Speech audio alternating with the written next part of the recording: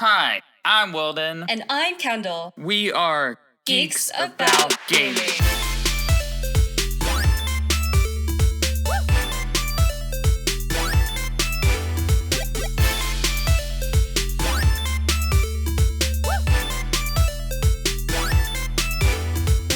Hi guys, welcome to another episode of the Geeks About Gaming podcast. I'm Willden. And I'm Kendelle. How you doing? This week we got some cool stuff to talk about. Soulja Boy's on Twitch. What is Smash Bros doing?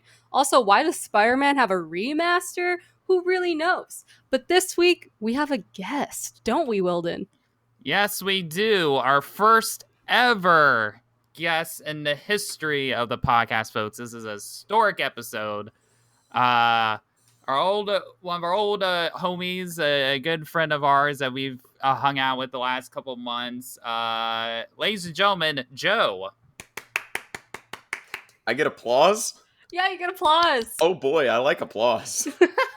Joe, do you want to tell us about yourself? Well, I was born in May, and what happened was my mom went through this disgustingly long labor. Wait, hold on. No. That's not what I was supposed to say. Hi, I'm Joe. I sometimes stream, but most of the time I'm just unfunny. Oh my god, Joe. And that's what an intro. What an intro. Or yes, this is, man, this is we're on the right track here for our success, is starting with this. As usual, guys, as things go, there's things happening every week. What do I always say all the time? Oh, I wonder what's going to happen next week. It can't get any crazier. And then the next week happens, and here we are. Actually, weirdly enough, it's a slower week. It's just a tiny bit slower than we're used to. But still plenty of interesting content and things to talk about. Let's start off with what's the weekly discovery, Kendelle? What's happening? What's popping? Mine is Phasmophobia. As you guys know, it's spooky season now, and we're bringing out the scary games. Phasmophobia is a hot new one right now.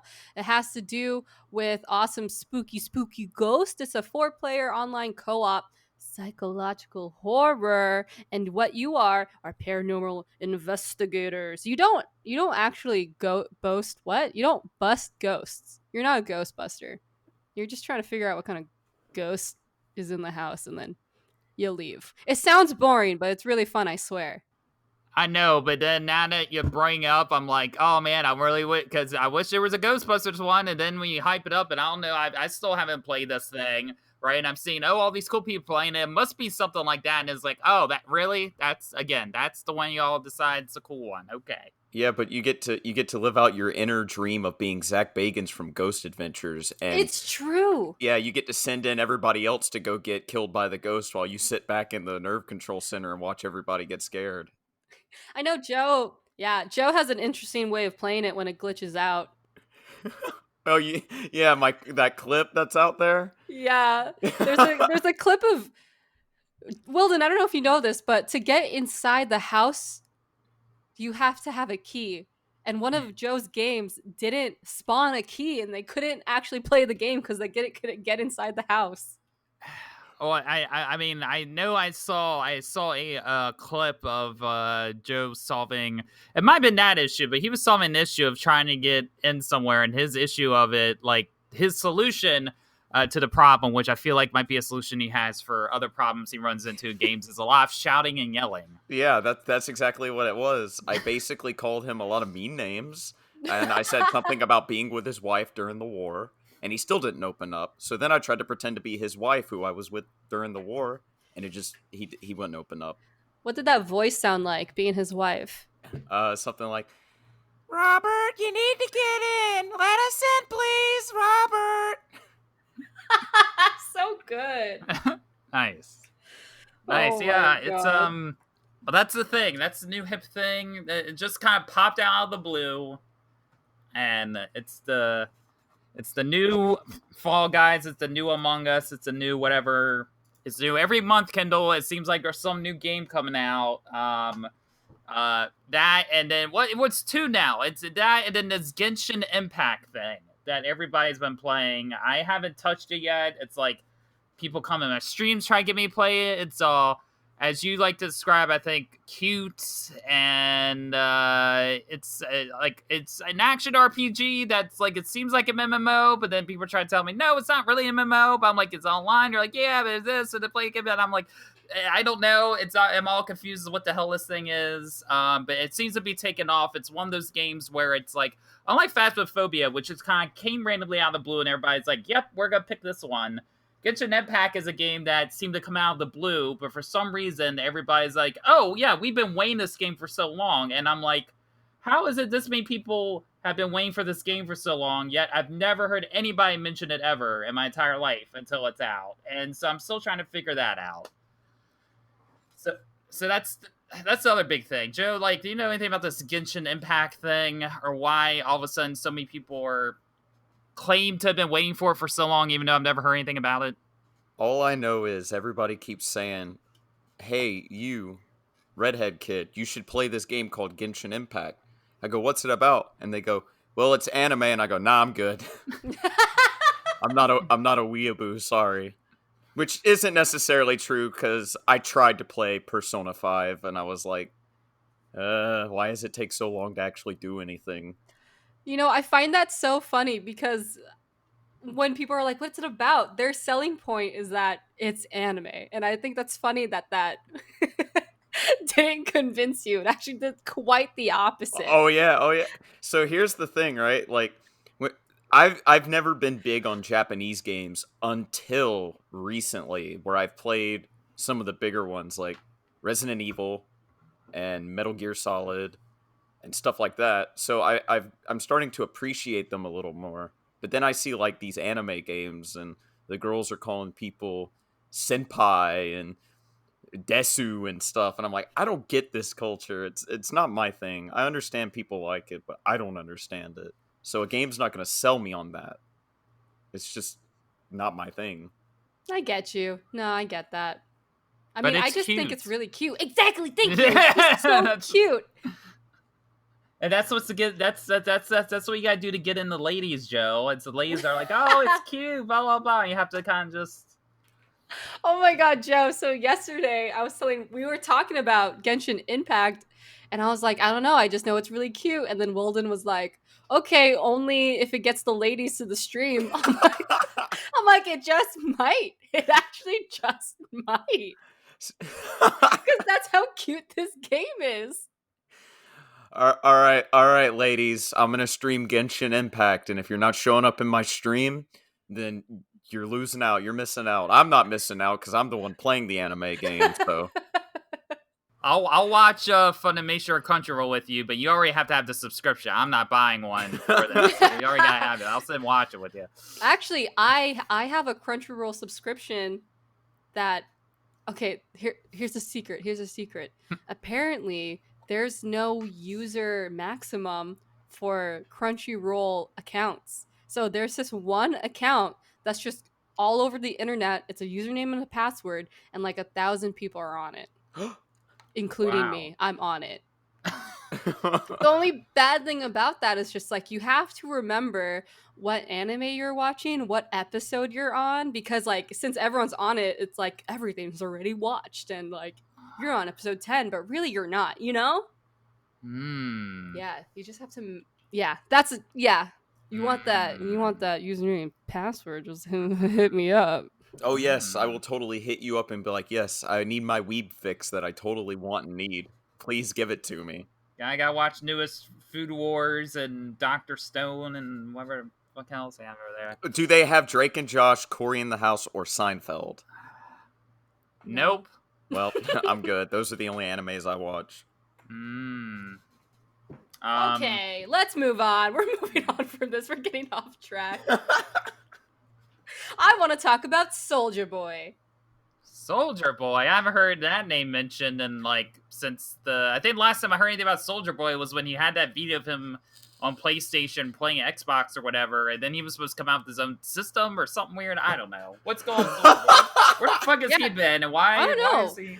Dude, Soulja Boy had a lot going on. Yeah, and then nothing happened. Have you guys seen anything about the Soulja game consoles? No. What? I just know No, yes, but I just know they're like white and kind of tiny. It was just a bunch of pirated Nintendo games on a console. Oh, really? Yeah. Oh my god. I know he had like a handheld one too. Yeah, it was just a bunch of pirated games on a handheld version. So he just like homebrewed a bunch of consoles and oh god. Yeah, it was like Chinese bootlegs and like piracies. That's what it was. Like, and then he would put out these false marketing things and be like, "Oh, we're gonna have Smash Bros on the Soulja game console." Wow, that's amazing. Good for him. That was only like what 2 years ago too, right? Yeah, it's like 2 years ago, I think. Oh my god. Good for him. Obviously that didn't work out. Yeah. Like so what is he doing now? Why is Soulja Boy doing Oh, he has become a Twitch streamer, and let me tell you, he has. Oh, he already has such a huge following.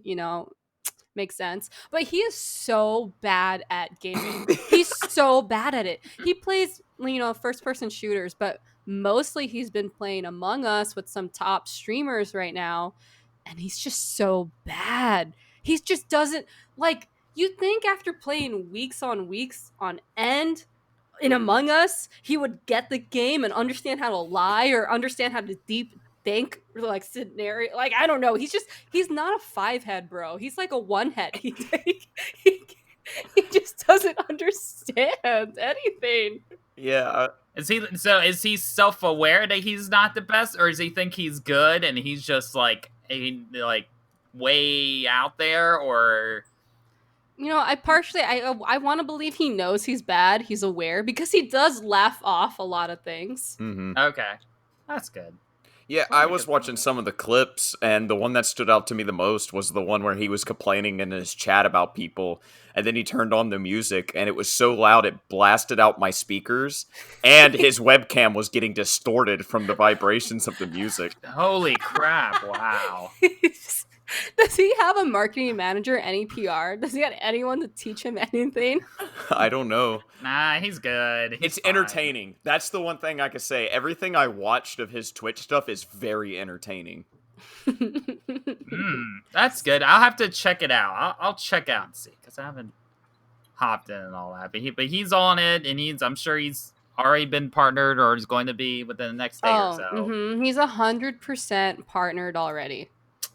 That's how you it guys goes. should get him on here. That way he could tell you more about the Soulja game console. Yeah, I'll talk to Soulja. And Soulja Boy, I can't remember if I saw him or not. I think I saw him for half a second, like a couple of years ago when I was working in Kingdom Hearts booth at E3, and I think he came in our booth to play the game. I think, if I remember right. I think he came in and he played, and that was like the first time I'd like seen him since the whole console thing or whatever, and I was like, oh, he's still around doing this thing or whatever. Yeah. He's trying to get into the gaming industry. Yeah, so he does like games though. He does. I mean, for sure. Bullshit, whatever. He's just not good at it. Yeah. He's gonna remember Willden though from that Kingdom Hearts booth. He's gonna remember Willden, and then he's gonna get on here. You're gonna have him on, and he's gonna be like, "I remember you." Shut the fuck up, Joe. When he plays Among Us and he's a crew member, and then someone dies and he sees someone vent, he goes, "It was you." I saw one where he left his mic on. He goes, "Yo, chat, who am I gonna kill next?" And then everybody called emergency meeting. It was like, dude.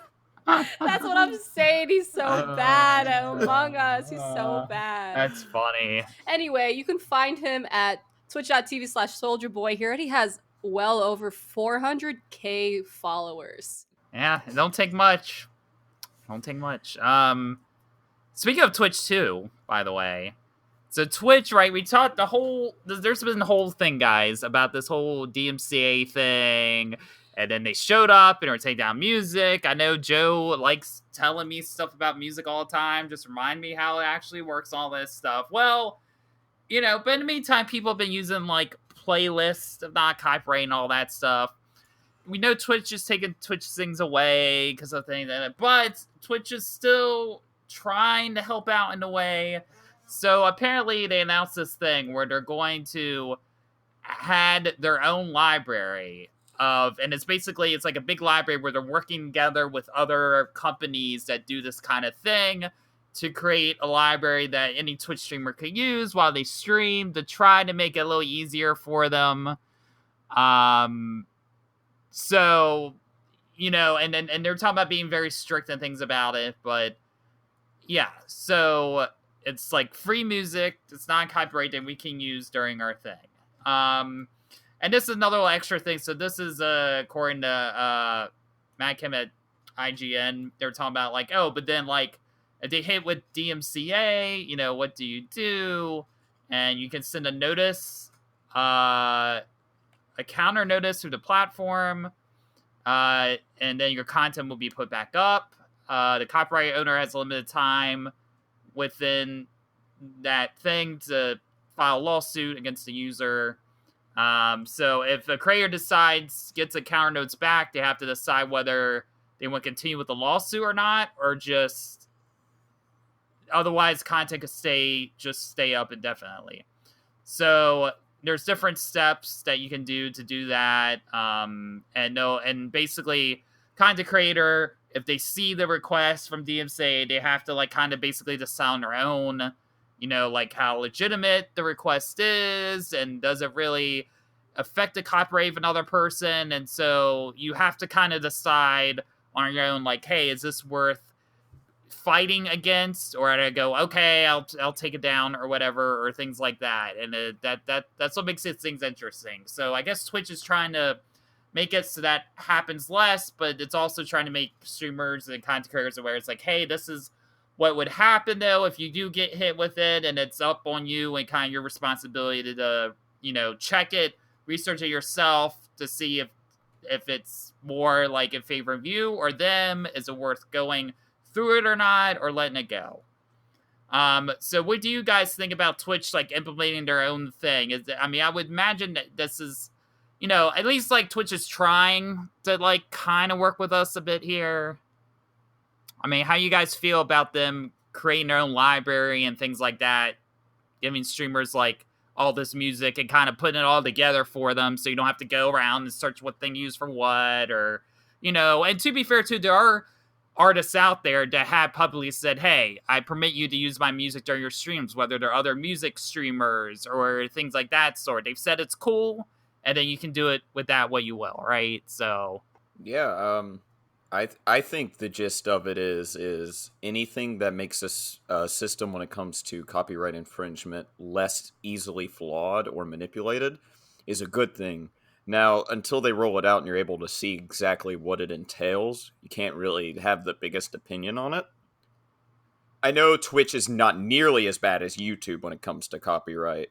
Like, I've explained to Willden multiple times that me singing 2 or 3 lines from a song is not going to get him copyright struck on his Twitch stream. And even then, a lot of times you could play music in the background and you won't get hit. Really, the times people are getting hit is either from the more hungry of MCNs and stuff like that, or if you walk away and go use a bathroom and you just have a song playing on your stream and stuff. So, I don't know. I hope that this fixes a lot of that problem so nobody's getting hit with it. That's just me personally. Like, what do you think, Kendall? What do you think about them integrating this new kind of library for streamers? I agree with Joe. I think it is a good thing now that we're having a little more, like, clarity on, like, what we can play, and, like, exactly like you said. I just want to know because they're currently in beta, everything could change after beta. But when it comes to the music on there, is it like the same thing as like the audio library on YouTube, or like any other like non-copyright sounds on YouTube or anything like that, where it's just a lot of EDM and like house music? Or do you think they're actually putting artists who have approved to have their music on Twitch on this platform? Do you think they're like working with other artists? I don't know. Like, that might be a lot of work for Twitch, but it is nice to have them give us something like this after the whole, dilemma with music and stuff. yeah, I think that would be nice, actually, is It's Amazon, right? Yes. Amazon is a multi-billion-dollar corporation, and to be able to at least work with maybe some artists for some royalties, no matter how small, or pay them a one-time fee to be like, hey, this music's okay to play on Twitch, to me is a much better alternative than getting that EDM house music type stuff that you hear everywhere, that chiptune type music that's on every 2003 YouTube tutorial. YouTube wasn't even in 2003. Yeah, because like, what is gonna make soundtrack on Twitch or whatever they're calling it different than like what we're already hearing off of like all these other YouTube videos and stuff, you know? I guess I guess the only thing I could think of, and you guys bring up a fair point. Yeah, most of the stuff is all the same kind of things. Either that or chill beats, right? That's like really so.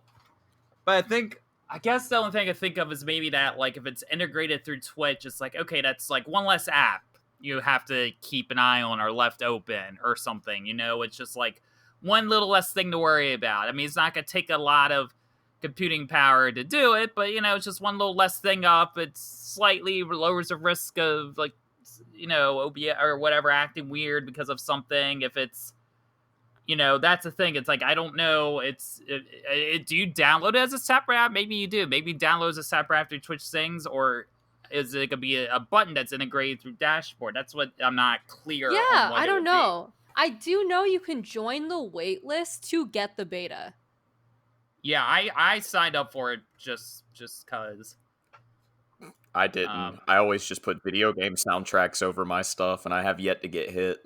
Interesting. I think it confuses it with the actual in-game music, so I never get hit at all. And I'm like, oh, I'll just listen to soundtracks I really like from video games that I like, and never had a problem once. That makes sense because like you can't get striked for having music that's implemented in the game. So if you're playing just video game soundtracks, it might just think you're playing a game, you know? Look at you, loopholes. Yeah, and it's certain games you're playing have actual music by actual artists. They lead to that game, and it's like, well, that's kind of okay. And or like, you know, they haven't taken down watch parties or anything. They're still pushing that. I mean, how much music is any show or movie you watch on through their watch party, right? And granted, it's mostly Amazon, like it's stuff that they own, but I guess because they're like, well, we technically bought the rights to this music, we could still play on our platform because we still purchase the rights in a weird way, so we're okay, I guess. Well, that's not true. Not all their stuff is Amazon exclusive, though. I mean, they have stuff on there that is Amazon, so I wonder how that works. I think it just goes back to, like, they have the money to be able to license songs from artists so they don't get claimed. And if they're able to do that with Amazon Prime movies and watch parties, what's to stop them from being like, all right, Taylor Swift, we want your funny screaming song all on our platform. So please, we'll pay you. You let people do the one with the goat scream in it, okay? Good plan, great plan. And then Jeff Bezos proceeds to open a briefcase, and it's just filled with freshly made bucatini. You know what? I feel like with artists like Taylor Swift, though, like we'll probably never hear her on this new platform because of just how we all know she's like stingy when it comes to her music. And I just don't think she'll ever give permission like this. But again, at the end of the day, as we were talking about earlier, Kendall, right? That new Blackpink's out. We want to be playing out on our streams, but we can't. I wonder how that's going to work with K-pop. Like, are we going to get international music on this? Because Twitch is international. It's just not like a per country thing. Or maybe it could be, I guess. It could be like you can have the music from your own country in here, but not internationally. I don't know. They're still in beta. We'll see what happens. Yeah. Interesting. I'm very curious to see what's, you know, kind of how that works and everything. It'll be very interesting to see where it goes from here. I guess, yeah, like, you know, take out Twitch things, replace it with this thing.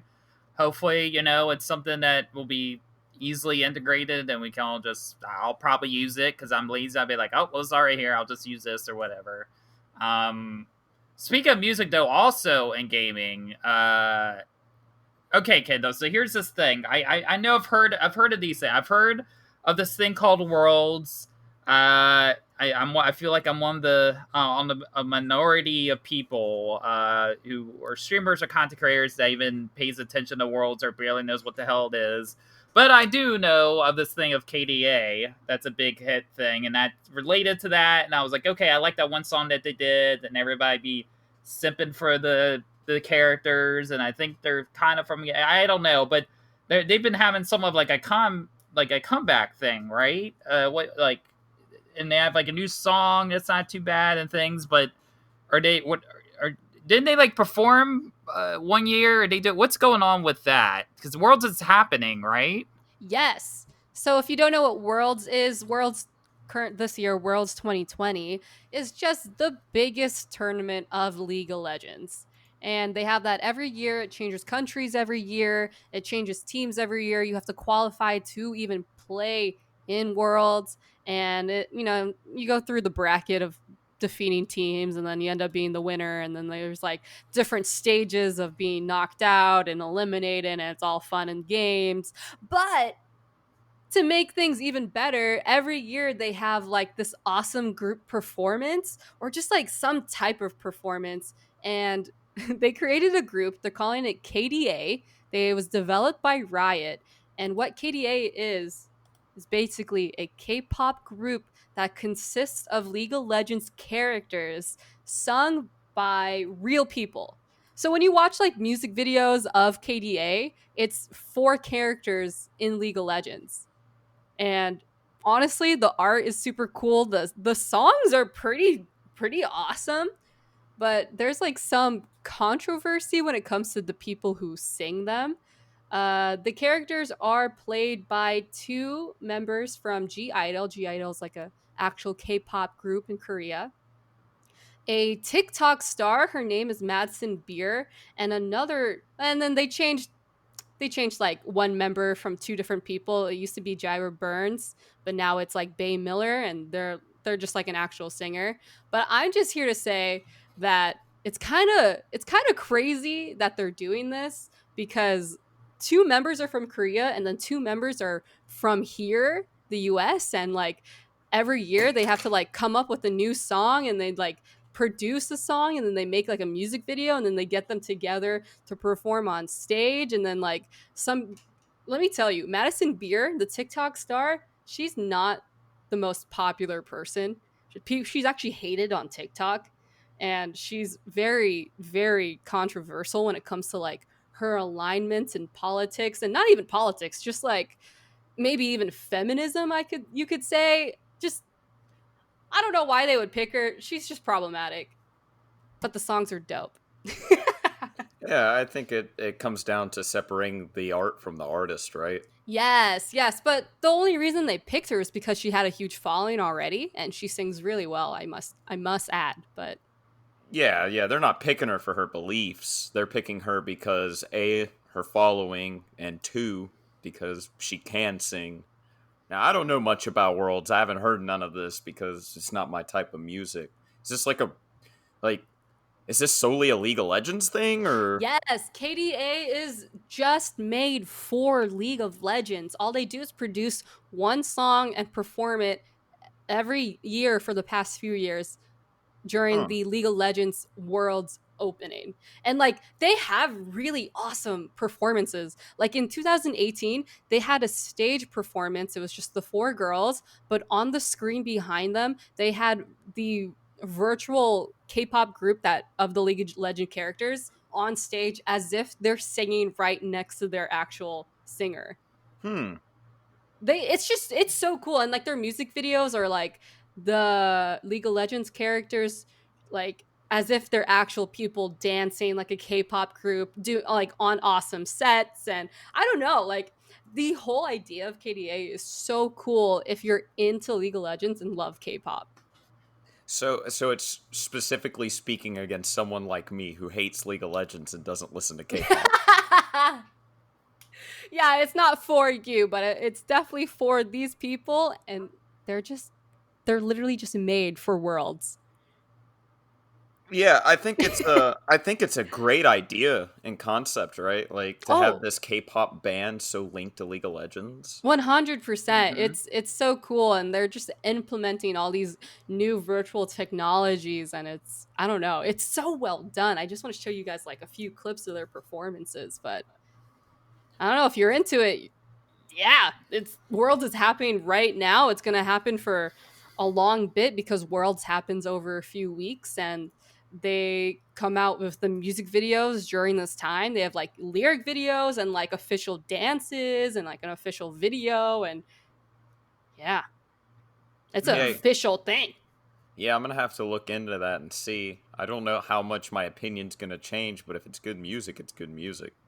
Yeah, I mean, if you're into the K-pop type of music, you'll like it. If you're not, then it's probably not going to change your mind. Besides, like the art style and the technology they put into it, that's the two most impressive things for sure.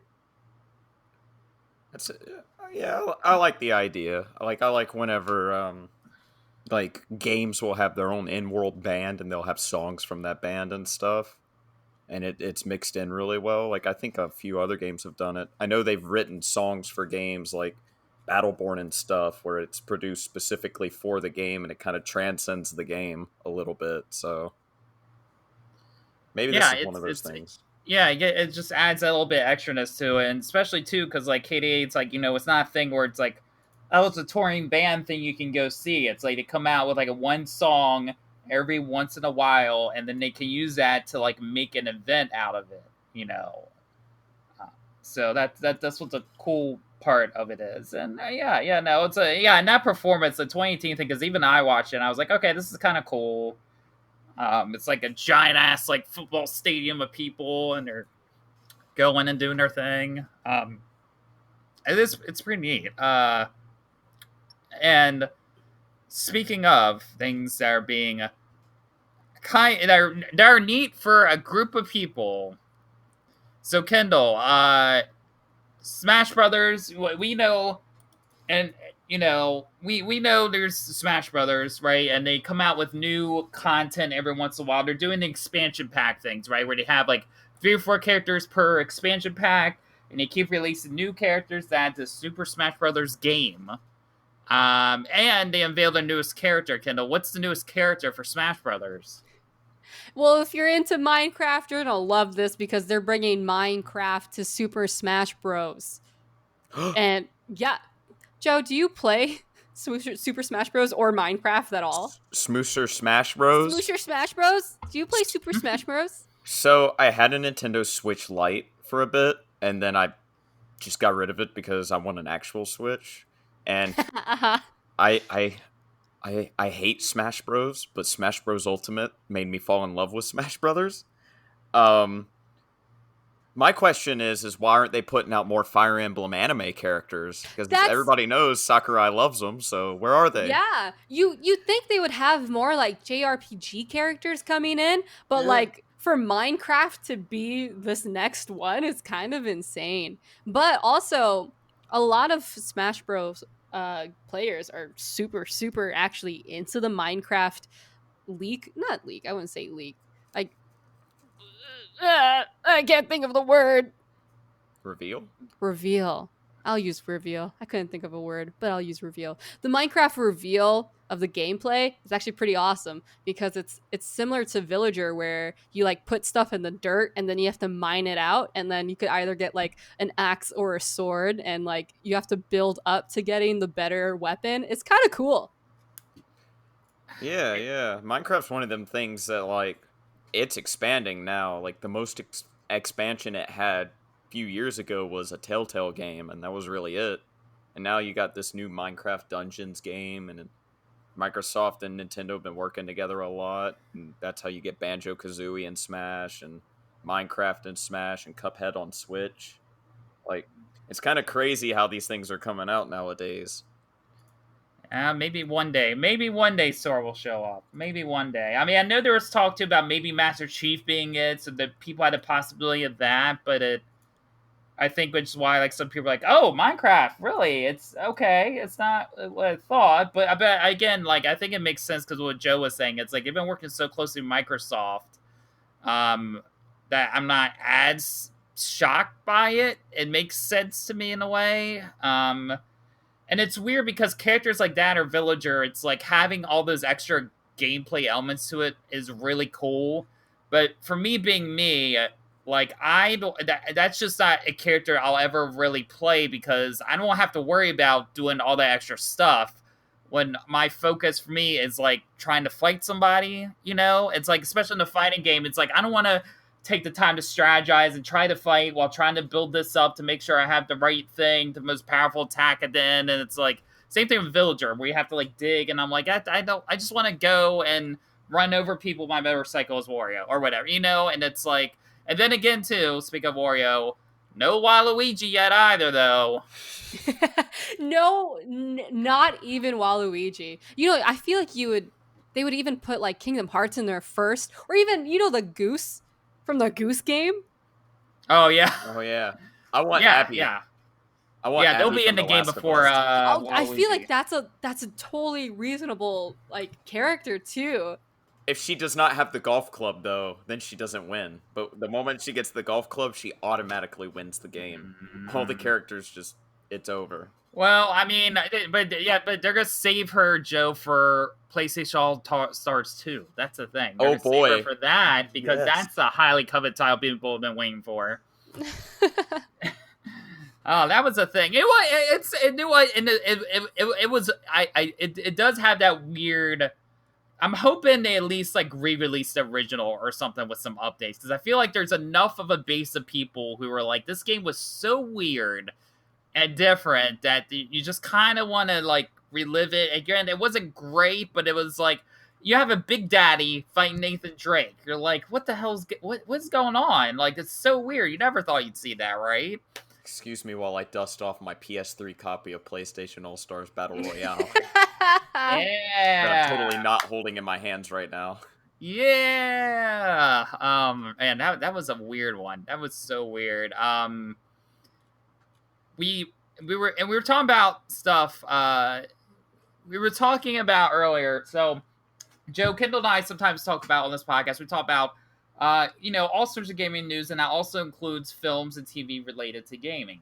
Now, there's this one film that was made a minute ago, based off the Monster Hunter franchise, and if I don't play it, I don't, personally, but I know it's very popular, and people that love it really love it. There's people that play Monster Hunter World all the time. We talked about earlier podcasts that there's 2 more games coming out for it on different systems and things like that on the Switch. Very popular. They made a movie of it, and Mila Djokovic is in it. She did her Resident Evil thing, and then she hopped onto this. And there's been some updates. One is the most important part of this news story is that the release date was supposed to be towards the beginning of next year. They actually moved the release date up. It's actually coming out this year. At the end of the year, which is weird considering every other day you hear a movie getting pushed back. It's rare that you hear one getting moved up, but it is getting moved up, and it gave us not a full trailer, but a little bit of a teaser. And if you didn't see too much of a teaser, it's just literally one of these giant monsters from the game comes up, and Mila Djokovic gets on this like machine gun and starts shooting the shit out of it.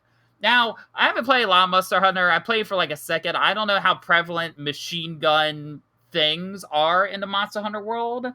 That could be more of a thing than I realized. But that's what's in this movie, and it's a interesting choice, and I'm curious to see how it goes. But yeah, it's moved up to an early release day. And we got a little bit of a teaser. Kendall, you mentioned you might play a little bit of Monster Hunter back in the day. Did you see this? Were you chance to catch this teaser? And what do you think about it? The release date moving up. What does that show? Does that show confidence in the movie, or to be like, oh, we're gonna just rush it out because we don't think it's great, or what's your take on all this? I think it actually is pretty cool that they're pushing it to December because they probably saw the opportunity that no one was going to release a movie around that time and knew that they could probably get good results because people are dying for more content, But I did see a teaser, and I saw a few photos, and there is an assault rifle in it, and yes, there's like a type of gun weapon in the game, but not like a gun like this. Like I don't Oh, know really? why You don't say. I wouldn't have guessed. I don't know why it's in the movie. I don't like. Are they trying to make it seem a little Warzone-ish? I don't know. I don't know, Joe. I don't know. I don't know your history of Monster Hunter. I feel like you might not be too much into it, but I could be wrong.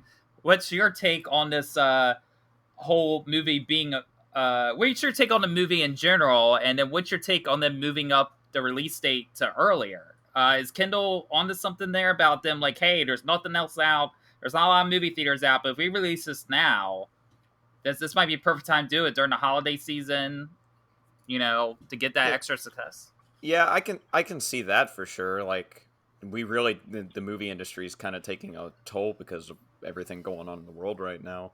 But my question is this movie going to have you fighting, like, have the characters fighting a monster for 40 minutes nonstop with nothing going on as they just keep hammering away at this monster and then it finally dies? Because if so, we're only going to have, like, 2 monster fights in the entire movie and then it's over. Yeah, we just might get that, and it might not be as awesome as I think it could be.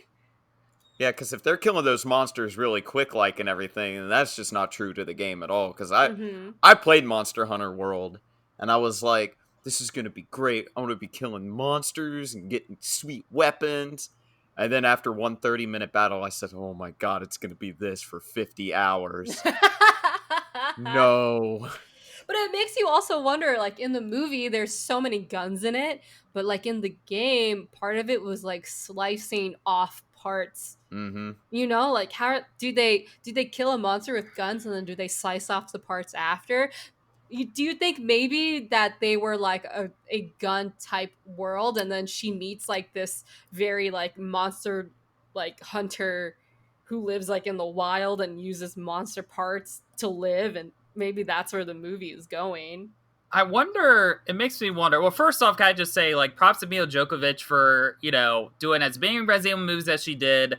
Some weren't the best. Some were actually more decent than they had any right to be in certain aspects. No. But she went through this whole thing, and she decided to still do another video game movie after all that. So more power to her for that. But I wonder then maybe there's a possibility that, because I don't know how much, I assume there's lore to this Monster Hunter thing. I wonder if maybe what they did is, because there was a little bit of Resident Evil lore, and then, they kind of did certain things and pissed people off and changed it. But, like, with this, I wonder if they almost decided to be like, let's not have a lot of story here. Let's not cover that at the risk that whatever we're doing is probably going to piss people off since we're doing this different. Why don't we just focus on the battles and try to do these battles right? So maybe there is, like, 2 battles, and it might drag a little, but they're going to find a way to, let's do guns. Let's just ramp it up and try to do our best. Is like, if we make the battles entertaining and the movie's just like, oh, we gotta go find a monster, let's go kill it, and that's the movie, keep it simple. Do you think maybe that's something that they might be doing in order to maybe work in the favor of the movie, to not take that risk of pissing so many people off because they didn't do the lore and all that shit? That makes no sense to me. It's like Monster Hunter is based off like a primitive world and not guns. I don't know. At the end of the day, it's Paul W.S. Anderson who directed the very horrible Resident Evil movies, and Mila Jovovich, who starred in the very horrible Resident Evil movies. So you're going to get a movie that relates almost nothing to the game, and that's what you're going to get. Hey, whoever makes money, right? I mean, they made enough to keep those movies going. Some people like them. You know? You know what? If they pushed the movie to December because they couldn't sit on it for that long and they really just needed some money out of it, and they're like, let's just release it. Let's just put it out there in December. Maybe, because we're like, at least I think the last couple Resident Evils were like, I think the last one was in January when it came out. So maybe I think I think they had it early in the year because that's what did well for them before. And they're like, well, not a lot of movies have success at the beginning of the year. That's starting to change now as far as like the quality of the films. But still, like, given the past history of all these Resident Evil ones, like they made a good amount of money at the beginning of the year because there wasn't too much going on. So for them to even move it up to December, it's also interesting in that regard too, because then maybe they're running the risk of maybe not making as much money in that way. It's very fascinating. But I had a feeling when I saw the guns and the machine guns, I'm like, I have this weird feeling that's not too much lore based in the actual game. Yeah, I didn't see anything in that trailer that I was like, from the little bit of Monster Hunter World I played, I was like, yeah, I know they have like gun lances and stuff, but what is she doing? What are they doing? Oh, it's this director. Okay, now it makes all the sense in the world. And it's always in the desert. He always finds a way to get him to the desert. But to be fair, I don't know. I'm gonna throw this out there and cause controversy and piss Joe off probably, but like, Extinction wasn't that bad. It was pretty decent. When I watched it, I'm like, okay, this is definitely, and I like the first one a lot. Like the first 3, I didn't think were bad. The first 3 I thought were all right. Then it got really weird, and the 7th one was entertaining enough compared to like the previous, but yeah, it was a fucking mess. But anyway, speak of a potentially a fucking mess. Depending on who you talked about this, Kendall, Spider-Man remaster we know is coming. It's been announced. They said for right now you can only get the remaster if you get Miles Morales Deluxe Edition. It's the only way you can get it. They're not planning on selling it as a separate thing and stuff like that. But that's not the only thing. They did announce some upgrades, new costumes, and other stuff. But there's even another upgrade that we didn't even see coming, Kendall. What the hell's happened? They changed Peter Parker's face model. Why? Anyway, so apparently, I didn't hear this. I didn't know this was a thing. People were complaining that the current Peter Parker in the PS4 version looked too old to be in college. But I never heard that complaint at all. So they changed the face model for the PS5. They can get, with the Miles Morales game, and it's a younger looking Peter Parker. The facial expressions definitely are better, but they didn't have to change the face model for that. A lot of people think that maybe it's because they wanted him to look a little closer to Tom Holland. But why would they need to do that? Who fucking knows? What do you guys think? Joe, what do you think about replacing the face of Spider-Man? I actually have an opinion that's normally not of mine, but I actually think it looks better. I do. I think it's a more... I don't know. It's more appealing to me. Like, I remember when I saw the other Peter Parker, I was like, man, he's got big lips. Yes, he has big lips. He looked a little older than he should be when it comes to college kids. But, like, do you think it was necessary? No, but is anything really necessary? Like, is it necessary to remaster a game that's only 2 years old? You know what? You have such a point. So you're for it. You're for the face model change. I mean, I think it looks fine. I'm more for the why does it matter camp. Like, you're paying $70 for one game and getting a remaster of a game that's only 2 years old. I think that's the bigger problem than a face swap. You're absolutely right. Do you think that maybe they used this face swap little story to like bypass like the whole, hey, you have to get both games if you want to get the game, and people aren't thinking like, oh, this is a $40 game, but for an extra $30 I get some cool extra stuff of Miles Morales, and I get a remaster of a game that came out 2 years ago. That game totally needed to be remastered. Wow, I get that. Willden, what do you think? I'm kind of with Joe. It's weird because on one hand, here and I'll say this because I even saw this on Twitter today. One is props for Insomniac because they came out with a statement. They said, we know we made this decision. We know it's gonna piss some people off, but we're not gonna change. We're gonna stick to our guns. They're not doing what BioWare did with Mass Effect 3. They're like, we know you didn't necessarily want this, but we wanted to do this.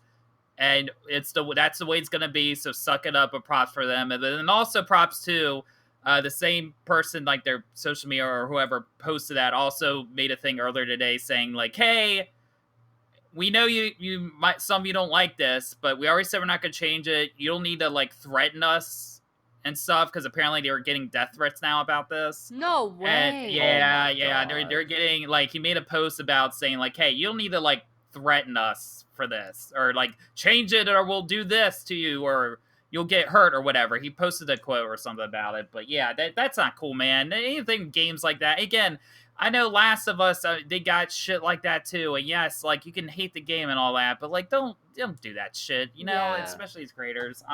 Yeah, it's like people who are like gatekeeping the original game, like Joe said, from only 2 years ago. Like, there's no need for it. Yeah, so it's a here's the thing. I think from what I've heard, the people that are upset about it, it seems like majority of them are saying, hey, in the beginning, we didn't like it either at first, but they got used to it, and the way the game is played out, like it's integrated into their brain now. That's who it is. And so what they're kind of saying is that, oh, but Insomniac, it's your fault, because if you wanted to change it like this, then it's like, why wasn't it like this to begin with? And for you to change it now, it's like, yeah, we didn't like the way he looked either, really, but we got used to it, and now we accept him for who he is. Just fucking stick to your guns and go with it. But at the same time, granted, you know, and there's some of these games, this is the other argument people are bringing up. This is betting on the fact that you are going to have like a disc version of the game or something like that. But a lot of these things people are saying is like, hey, if you're that mad about it, it is backwards compatible to PS4. So, you know, it's like, if you really are complaining about it, you can just load up the PS4. You know, that's the other thing. So it's like, so it's weird. It is weird. I don't think it's something we needed. I was very different either way. It is a little bit more drastic of a change, but the voice actor's still the same. That they said it's supposed to look more like the voice actor, I guess. I think people are getting a little too riled up about it, but at the same time, it's like, I get it, because it is like, it's not like a slight change. Like, he does look completely different. You're like, it's catches you off guard, you know? So but why would someone send death threats? Because instead of getting Puffy Lip Parker, they're getting Sony's Tom Holland instead. Like, why does it matter? You'd think people would like this model because it looks more closely related to Tom Holland. Yeah. People love Tom Holland. I mean, again, they're saying it's supposed to look more like the voice actor than Tom Holland, but it just happens to definitely look a lot like Tom Holland. Yeah. So I'm gonna read this here. It says, this is from Brian, who's the creative director. He posted this tweet, said, to our Spider fans, I totally appreciate your passion, but sending me threatening notes that you will hunt you down and we will find you, fix this now, isn't cool. With what's happening in today's world, let's be a force for good and be respectful of each other. Thank you. Okay, that's a good statement, because it addresses, you know, their fans, but also like, don't be mad at us for something so trivial, you know? Yeah. God. And then again, it's like, you know, Neil Druckmann's like started to deal with crap. You know, Neil done with stuff. Corey Barlog's started to have to deal with this. Cliffy B says, sadly, it doesn't surprise me one bit. You know, it's there's still that part of this industry where it's like, you know, you still, you know, you try to be cool, and some people are jerks, but there is that group of people that still make threats like that nowadays, as silly as it is this day and age. You think we move past from this, but no. Yeah, just because you think something is bad and you think it was poorly written and you think that a lot of bad decisions were made and you think the game overall doesn't work, Neil Druckmann, you don't have to threaten them to death. Jesus. I mean, it's as simple as going, well, I'm looking at this remaster and I don't like this, so I'll just play my PS4 version that came out 2 years ago. Because the game's not that old, other than faster loading times and maybe a little bit of a higher visual fidelity. What am I missing out on? Yeah, it's but it's interesting. It's very interesting. Yeah. I don't know. People like to act entitled over the decisions of a game developer. It's pretty rough. And again, right, they're facing all this stuff already. Like, they're already getting, like, the people work on these games. There's already enough controversy with, like, you know, them working and the amount of hours they're working. We've heard the stuff about Cyberpunk, but that's a little bit different. But between that and it's like that, like, that's enough. But then also, you can imagine being like, we're worrying about our own eternal shit going on. Then you have all these people coming in, these threats on top of that. It's like, It's like, geez, that's a lot for all these people to have to deal with and take in. And it's like, it makes you wonder every day. It's like, is it even worth going through all that shit for this fucking video game? Yeah, but there's always a counter argument to that if you're on the internet, you're putting yourself in a position for that criticism and for those death threats because people are going to be that way on the internet. I've gotten death threats before on Twitch, and I'm not even that big of a streamer, so it's something that, while it sucks and you shouldn't do it, I do think they have to develop a bit of a thicker skin with stuff like that. Because they're going to get it regardless. Yeah, there's always going to be like that one unhappy person, and then that just kind of snowballs into more unhappy people, and then people kind of convince themselves this is a bigger deal than what it actually is. And then here we are now with death threats and threatening developers for just changing a face. That wasn't, like we said already, it's not necessary, but since it's not necessary and so trivial, why are you all so worked up about it? Yeah, you got to get thick skin, especially if you put yourself out there in the limelight. Like, part of me is like, I wish that they wouldn't post when they get stuff like this and not give it attention, because that's what people want. When Neil Druckmann comes out and goes, look at all these disgusting things I've been sent. Well, congratulations, they just won because you admitted it got to you. But the moment you're just like, okay, and it can upset you, but don't let them know that it got to you, then it's a whole different thing. It's like, oh, well, we tried, and all we kind of did was look like idiots ourselves, so back to the drawing board on that one.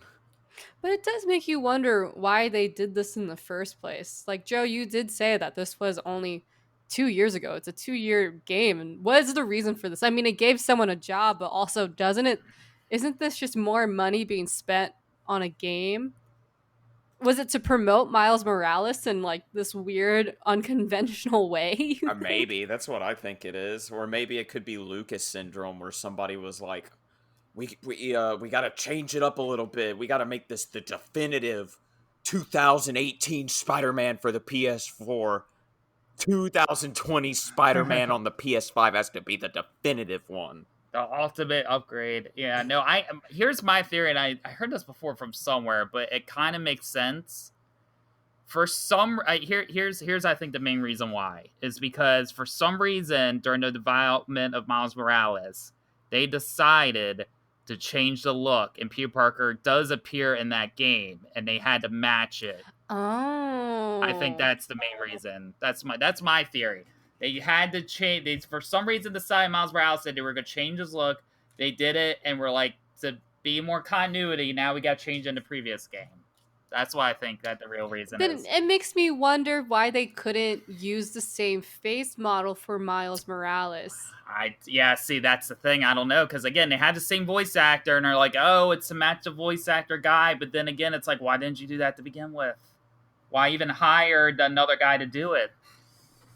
Well, I don't know about you guys, but I'm buying 2020's Spider-Man 2018 on the PS5 now for that face swap. I am. Yeah, let's do it. All three of us. Yep. There we go. I still technically have my PS5 pre-ordered. I don't know. Oh, I don't want to talk about the pre-order situation. I screamed the word 6 so many times that day I threw my voice out. Oh my gosh. Yeah, it's It was that's a a rough mess. one.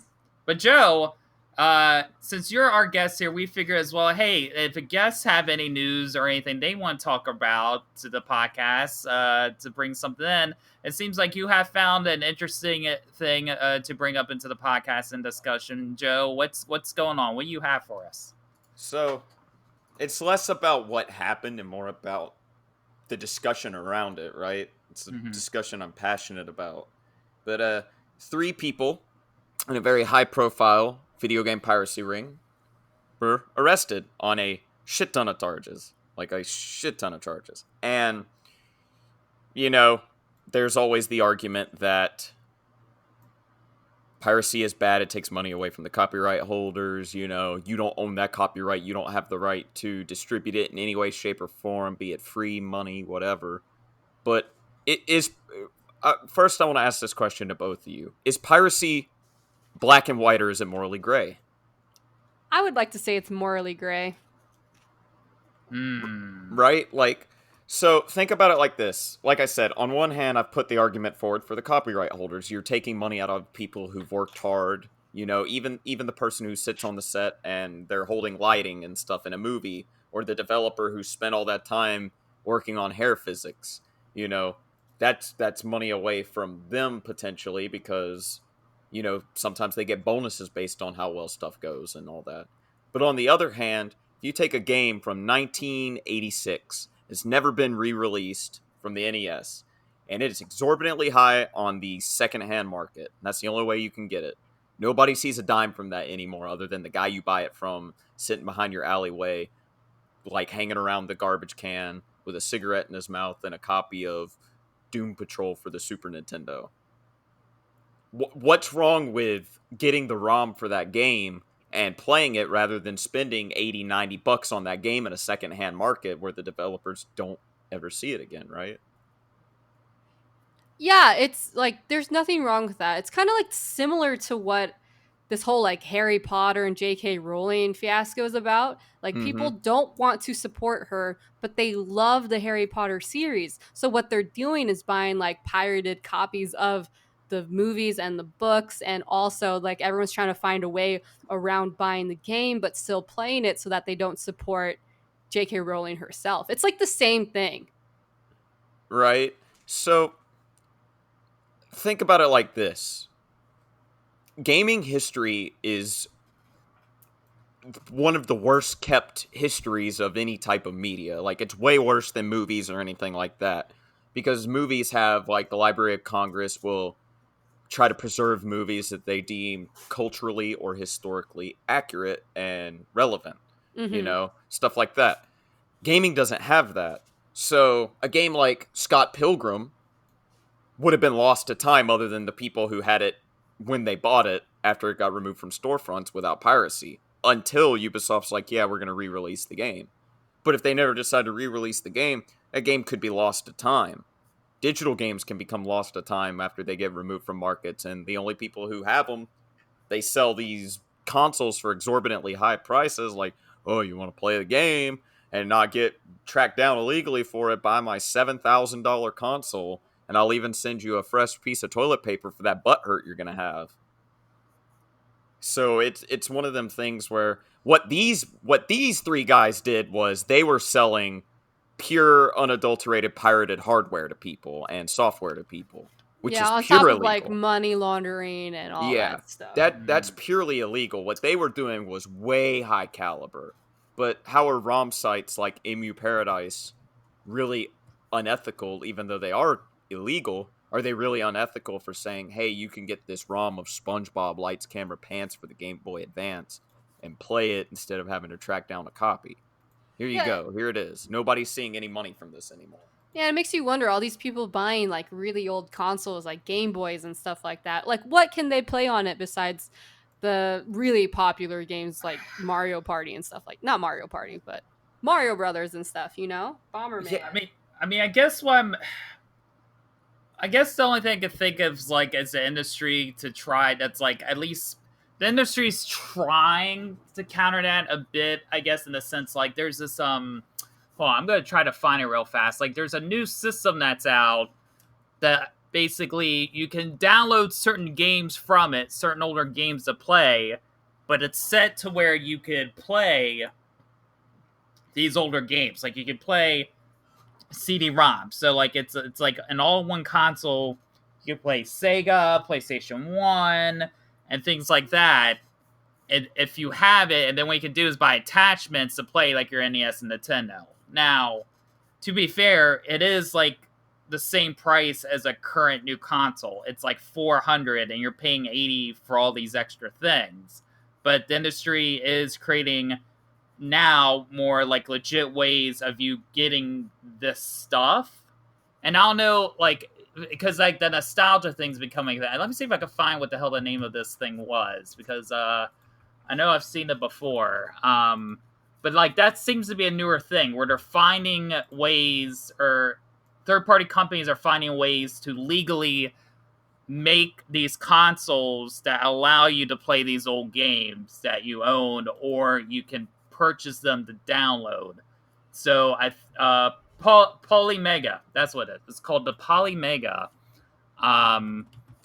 So it's like their way of trying to. So it plays PS1, Saturn, Neo Geo, NES, with attachment, SNES, you know. And so you can take all of your previous owned stuff and play it through there, or you can download certain ones. Again, they are charging a normal price. The price is kind of high for something like that, but that's like, I think, a way where it's like, it's a third party, but they legally are able to make a console to play all these games that people don't play anymore, or that are not released, and things of that sort.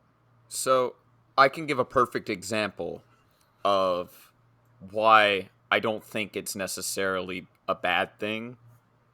So there is a game on the PlayStation 2. It's probably one of the most sought after games on the console, because I'm a game collector. I collect games. The game is called Rule of Rose. It had a very limited release in the United States, like sold almost nothing. You know how much that game is worth, just the disc, right now? $213 just for the disc. If you want the game in the box with the book, it's $530. So that game has never been re-released. That game has never been re-released, right? The only way to play that is to either spend at least $200 or pirate the game. Now you tell me, what is the easier option for the common Joe in the United States of America, Canada, UK, wherever? What is the best way for them to play that game? Is it to spend $213, which could almost be a month's rent? Or is it to download the game off the internet and play it on an emulator? Right. And to kind of your point too, it's like, it's not gonna hurt the person that has that copy of the game, because there will be somebody that will buy it for that much. Yeah, and even then, it's not being sold like anymore, other than on secondhand markets. It's not being sold at Walmart, and people like the publisher and developers are getting cuts. It's not happening anymore. So, but by the law, people who've run sites with emulators, or, well, not emulators, because emulators are not illegal. ROMs are. Downloading ROMs are. People who download these ROMs are automatically fined an exorbitantly high amount of money just for saying, I wanted to play a game I'm not willing to spend 500 something bucks on. But that makes me think, on the other side of the coin, it will change the market value. It'll change rarity value. It's going to change that whole industry of reselling and repurposing. Maybe not even repurposing. Sometimes people do that, but just will there be a change in rarity if we have, or even, condone piracy, or just like what Willden was saying, that platform that lets you play old games for a price, even though that price is high, it's, you're still able to play it and grab it and buy it and purchase it and probably sell it after that. But that is an interesting point to bring up, Kendall, because again, like another example, in television, they're bringing back in television, which was old console from back in the day, and it's like, if there, I don't know, but it could be a game or two or something on there that like you have either had to emulate, but it could be worth $200 or $300. But then once they re-release this in television and if they get some of those games back, or that game comes back, then that value of what they had doesn't mean anything anymore. Right.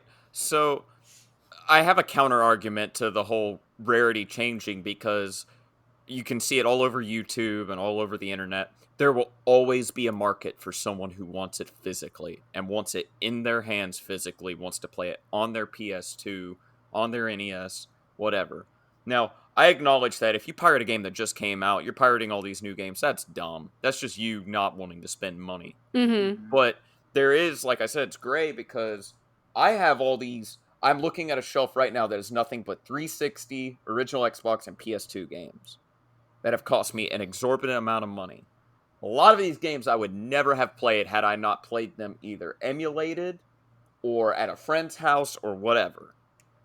So why is it okay for my friend to hand me a game that he bought from a secondhand market and go, yeah, you can have it, but it's not okay for someone to buy a game, put that ROM on the internet, and send it to me from a game, from something that is from way back in the day that doesn't get sold anymore? Why is that wrong? Right. like I remember I had a friend or whatever that and this was like after, I think, right, like before the Vita came out or whatever, but like he sold me his PSP. Then it's like, is that wrong then for him to do that? I mean, that's the thing. It's like, what's the implication of that? Yeah, and like some companies will, like, Nintendo is bad about it. How many times have they monetized the game Super Mario 64? Oh shit, yeah. Like some companies just want to keep putting the same thing out over and over and over and make money off of it. But nobody talks about how some of these developers have only made one game and have never, ever, ever made another game, and their publisher's long gone, and without these games that you would never even know they existed. And the only way you know is by holding an expensive game in your hand or having it on your computer playing it. That's still somebody's hard work being played when they're not receiving money anymore. I don't know. It's just something I'm a little more passionate about because I think gaming history is just as important as film history or musical history. Mm-hmm. That is such a good point, though. Mm-hmm. Because what is the difference between the two? And if it's preserving games and its history and its relevancy, is it morally bad to pirate old games?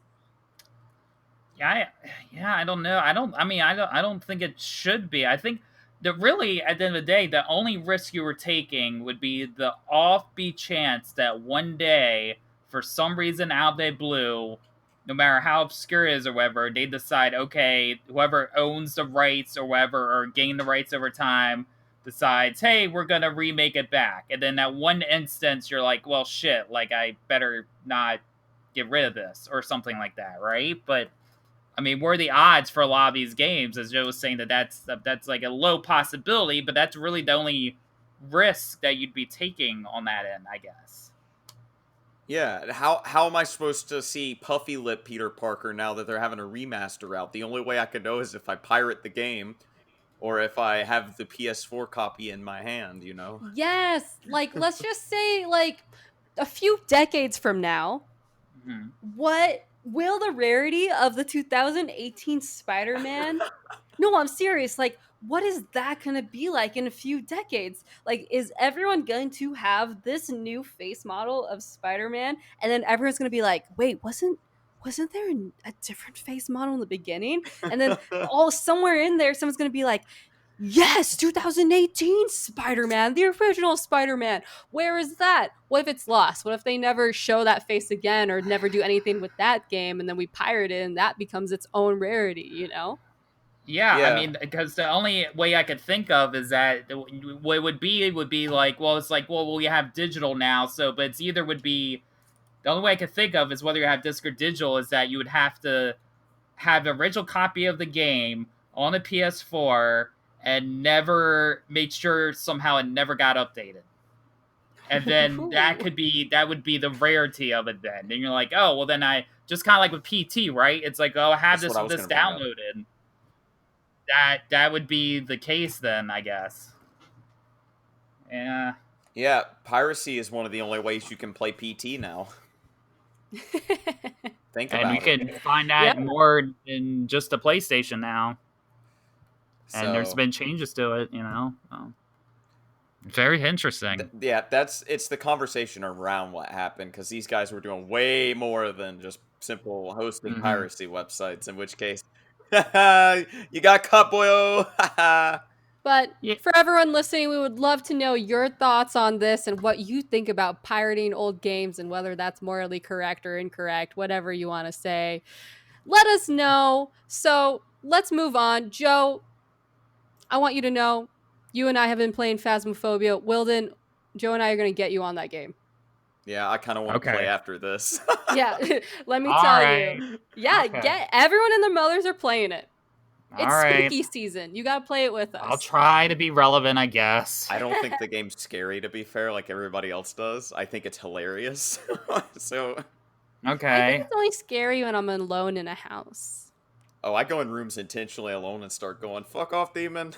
Well, I mean, Yeah, if you're in a different part of the house, it's fine. But if I'm the only one in the house, I'm like, I don't want to be alone in the house. So can you not like fight back? Do you have to like run away? Oh, you just run. Yeah, you don't fight. I do. I fight. With what? Your voice? Yeah, I'm like, flashlight. oh, is that the best you're gonna do? Ooh, you gonna choke me? My wife does that anyway. Ooh.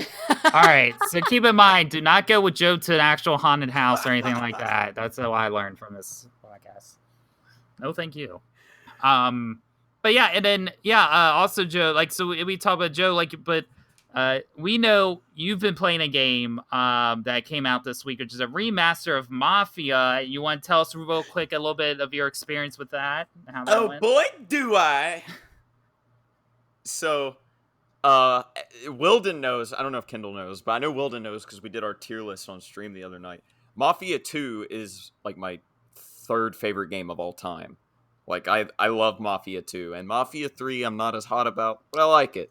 So they go, hey guys, listen, okay, we're gonna remake the first game from the ground up because it is aged horribly, and we're gonna put it in the Mafia 3 engine, but it's gonna be the first game, right?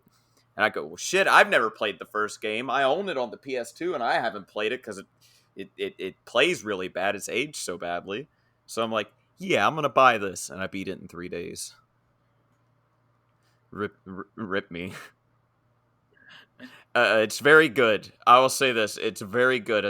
Now, I know some people who love the first game have been a little more critical of it, but as someone who has never really played into the first game, I think it's the best way to experience it. And now that the Mafia trilogy releases out, so you can play all 3 games with all the DLC, all remastered from the ground up, one even remade from the ground up.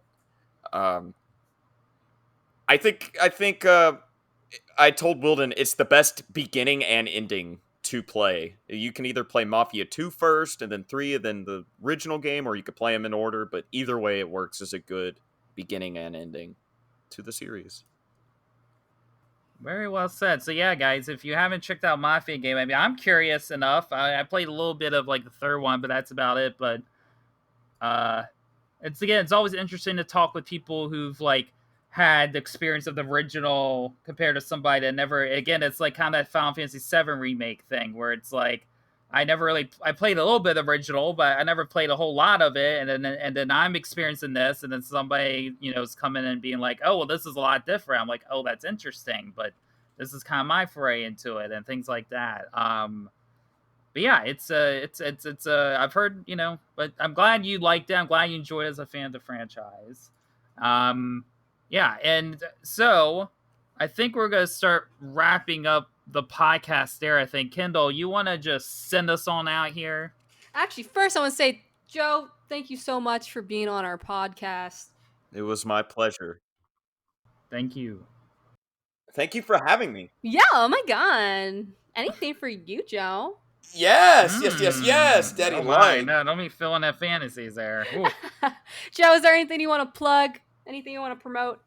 I stream sometimes on twitch.tv/MrBraimyumleah. It's exactly how it sounds.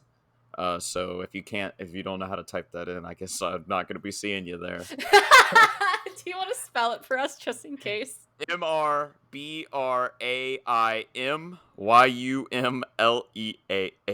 MrBraimyumleah. That's me on Twitch. Lately, I've been doing a lot of talk stuff, and I've been trying to get people to come hang out and stuff. I stream D&D every Friday night at 7 Central. You can also follow me on Twitter at Elon Musk, and if you have any problems with any opinion you had, you can send it there, straight to at Elon Musk. Willden, where can we find you? You can find me at Instagram and Twitch at Willden1990, and on Twitter at Willden, because I'm like Highlander, there can only be one, and that is with 2 L's, WILLDEN. And then you can find me at Twitch, Twitter, and Instagram at Lady Kendall. The doll is DOLL and not DALDALLDEL. I don't know. Y'all are weird about those L's back there. Has anyone ever called you Lady Kendall? Oh, 100%. They DULL? 100%. That's not funny. Yeah, and so that, guys, thank you again. Our first episode ever with a guest. So Joe, thanks again for stopping by and being our first guest. We'll have to have you back on. We'll do a thing where we have you on like in a couple years from now, and then we can have like this big like thing where we can cover, oh, this is what's happened the last couple years and going on and stuff. But it's been great having you on. Thanks for bringing your own stories with us. In the meantime, guys, we will you'll hear us next week with a new episode. Again, who knows what's gonna happen next week? Just when you think the news can't be anything more interesting or big or entertaining, then the next week always happens. But in the meantime, Kendall and I for sure will be back on next week's episode. And in the meantime, guys, we bid you a good week. Have fun, enjoy your video games, all that stuff, and we'll send you off with a good old classic. Bye. Bye.